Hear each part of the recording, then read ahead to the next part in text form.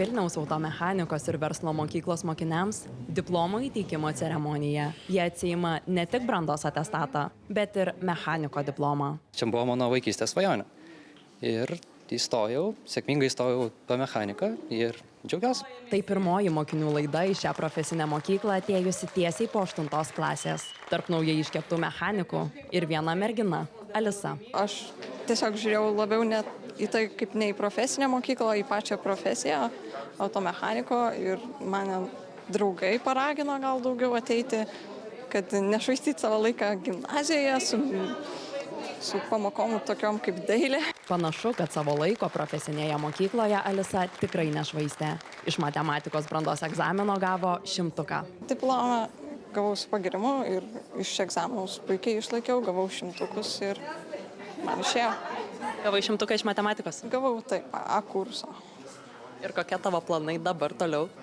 Toliau planuoju studijuoti matematiką. Profesinės mokyklos direktorė šis rezultatas itin džiugina. Jai Alisa įrodymas, kad profesinė mokykla nėra prastesnis pasirinkimas, kaip dažnai manoma. Iš 2 mokykloje gautų matematikos 100, 1 100 yra šito eksperimentiniai grupiai. Yra mokinių nemažai gavusių vertinimus 80 ir daugiau balų iš brandos egzaminų. Tai manau yra labai džiuginantis rezultatai.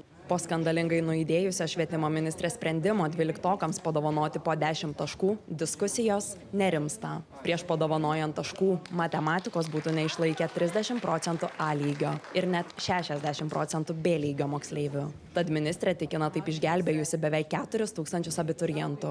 O jai antrina ir premjeras Gintautas Paluckas. Esą nepridėjus taškų, visa abiturientų karta eitų į profesinės mokyklas. Tokie politikų pasisakymai sukėlė pasipiktinimą profesinėse mokyklose. Tokia retorika suponuoja, kad profesinė mokykla tai nelaimė, nuo kurios reikia gelbėti.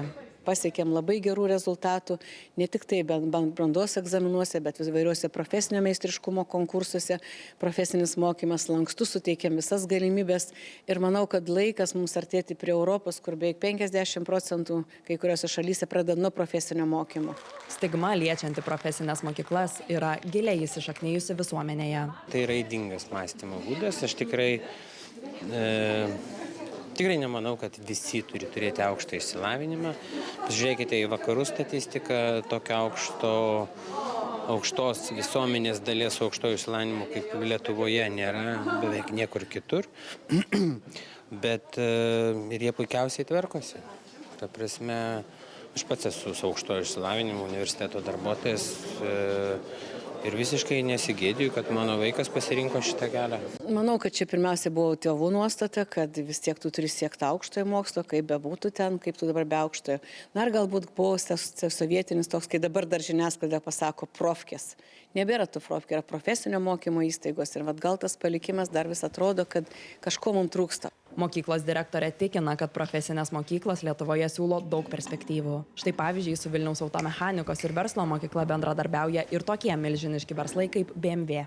Kadangi mes užsiėmam autoverslu, tai nemažai darbuotojų pas mus yra mechanikai. Suinvestavom, įkūrėm BMW laboratoriją. Ten yra ir pilnas BMW automobilis atitinkantis, įkraunamas hybridas, bet jis atitinka visas šių dienų tendencijas. Ten yra šiuolaikinė diagnostika ir jie turi galimybę mokytis viską, taip pat kaip atlieka darbus mūsų technikai.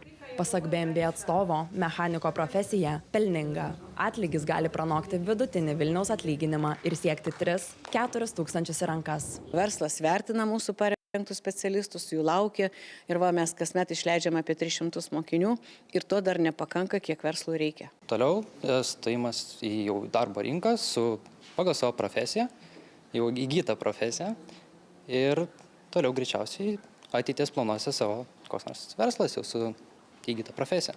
O tėvai didžiuojasi savo vaikais, kurie pasirinko profesinę mokyklą. Buvo neramu, bet mes jau tuo metu suvokėm, kad žmogus savarankiškai turi kurti savo likimą ir gyvenimą. Mūsų užduotis yra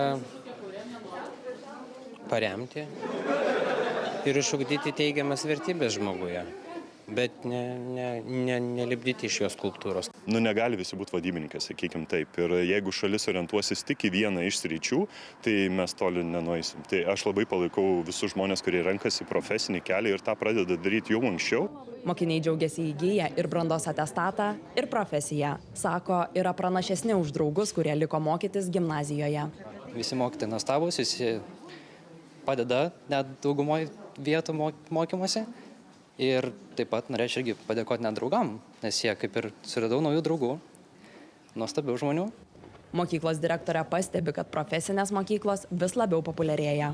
Praėjusiais metais, jeigu pažiūrėti bendrą priėmimą, tai 1000 mokinių buvo priimta daugiau į profesinio mokymo įstaigas, o į aukštąjį mokslą buvo šiek tiek sumažėję. Kokie bus šiemet rezultatai, nežinoma.